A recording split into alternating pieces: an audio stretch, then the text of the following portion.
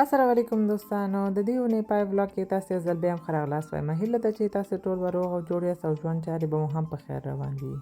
موږ هم الحمدلله ټول روغ جوړ یو.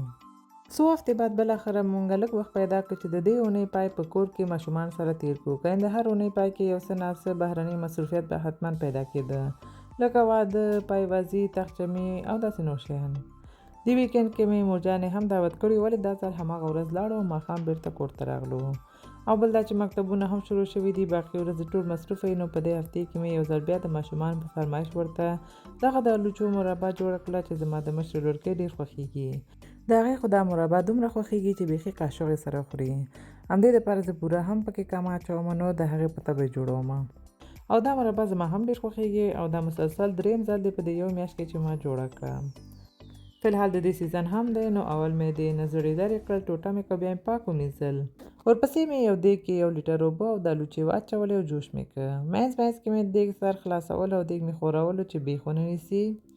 دا مې تقریبا 40 دقیقو دپاره همداسې جوش کړه.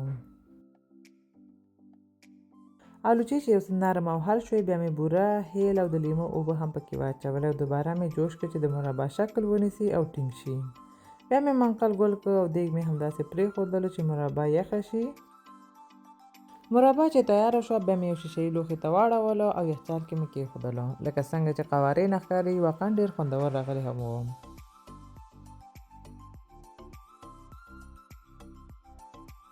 دا چې د اونۍ پای و، ماشومان هم ټول کور کې و، نو فرمایش یې وکړ چې وافل ورته جوړه کړم. نو هماغه مې ورته جوړه کړله. البته دا ځل ما خپله جوړ نه کړه، بلکې لورکۍ باندې مې جوړه کړله او ما ورته تنه مرسته کوله تر څو هغه هم زده کړي. او د وافل ریسیپي زما چینل کې هم تیاره شته، که تاسې هم غواړئ چې جوړ کړئ نو کولی شئ هلته یې وګورئ. نو د سهار چای دپاره مې ماشومانو ته وافل او ځان ته مې هماغه صحي خواړه یعنې مستې او ګرانولا جوړه کړله، ځکه چې یو 15 ورځې بعد مې د ورور واده دی او نه غواړم تر هغې مې وزن زیات شي. او دوستانو، که تاسو هم غواړئ د واده ولاګ درسره شریک کړم، نو حتما راسره کمنټ کې خپل نظر شریک کړئ.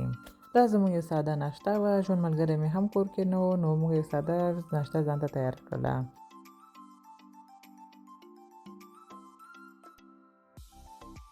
ډوډۍ نه بعد مې بیا مورجانې کره مې تلو، نو ځکه مې یو روټ هم جوړ کړ. مورجانې مې نیاته ډوډۍ کړې وه، ځکه یو څه وخت مخکې د افغانستان سفر نه بیرته راغلې وه. او بل دا چې کشر ورور مې د بوکس مسابقه ګټلې وه، نو ما وغوښتلو چې لږ خواږه ځان سره ورته یوسم او لږ مې کور کې ماشومان دپاره هم تیار کړ. او د روټ جوړولو تفصیلي یو ویډیو مې هم جوړه کړې ده چې سبا یا بله ورځ به یې تاسو سره شریکه کړم.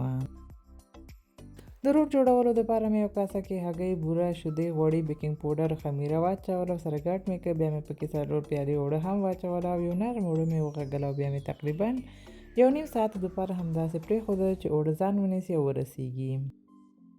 بیا مې پیړۍ جوړې کړلې او هوار مې کړې. یو ګیلاس سره مې ډیزاین پرې جوړ کړ. د هګۍ زیړو او شیدو مخلوط مې پرې ووهلو چې جلاداره راشي. لږ سیادانه او کونځلې مې هم پرې واچولې او بیا مې تیار ګرم شوي داش کې کېښودل چې پوخ شي.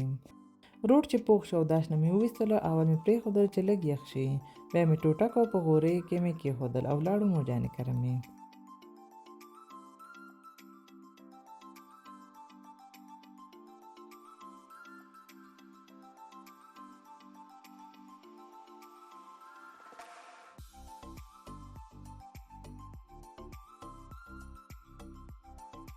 مورجانې کله مې چې ورسېدو، نو هغوی تقریبا هر څه تیار او اماده کړي وو. نو په آخر کې موږ د لوښي پاکول او دا بعضې واړه کارونه چې پاتې وو هغه کې مو ورسره مرسته وکړله. باقي ټول کارونه مې مورجانې او ورېندارې تیار خلاص کړي وو. سوپ یې پوخ کړی وو، روش، وریژې، بانجان بوراني، کباب او وغیره وغیره. بیا نو آهسته آهسته هر څه تیار کړو. دسترخوان یې هوار کړو، په ګډه سره مو ډوډۍ وخوړله. بیا نو تر ماښامه هماغلته وو، نو بیرته راغلو کور ته، ځکه په سبا بیا ماشومان مکتبونو ته تلل. او دوستانو، هیله ده چې د دې اونۍ وړوکې ولاګ مو خوښه شوی وي. که مو خوښه شوی وي لایک یې کړئ، خپل دوستانو سره یې شریک کړئ او که زما چینل مو تر اوسه سبسکرایب کړی نه وي نو سبسکرایب هم کړئ. تاسو ته ښه وخت غواړم. الله پامان.